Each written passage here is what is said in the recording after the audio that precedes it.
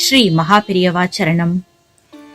நீ தேகாபியாசம் அதாவது உடற்பயிற்சி ஏதாவது செய்றியா? பெருமூச்சு வாங்குறதுன்னு சொல்றியே, அப்படின்னா சாதாரணமா எப்படி மூச்சு விடுறதுன்னு உனக்கு தெரியுமா? இப்படி மகாபெரியவா கேட்டதும் எல்லாருடைய கவனமும் அங்க திரும்பியது. இந்த உலகத்துல எல்லாத்துக்குமே ஒரு கணக்குண்டு.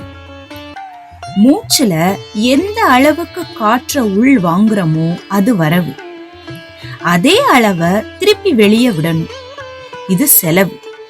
தூங்கிட்டு இருந்தாலும் இத சரியா செய்யணும். அதுதான் ஆரோக்கிய கணக்கு.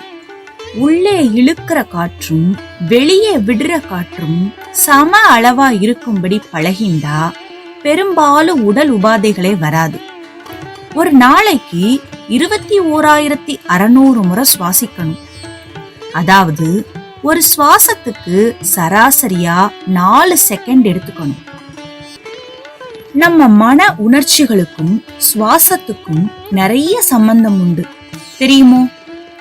கோபம் வந்தா சுவாசம் அதிகமாறது, கஷ்டம் வந்தா தாறுமாறா ஆறது, கவலை வந்தா சுவாசிக்கிறதுல சிரமமா இருக்கு.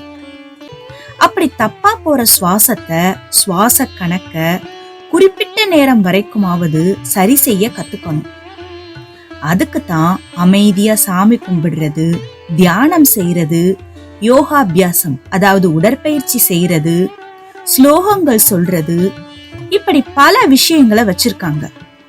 அப்படி கொஞ்ச நேரம் பழகுனா அதுவே படிப்படியா முழு நேரமும் பழக்கமாயிடும்.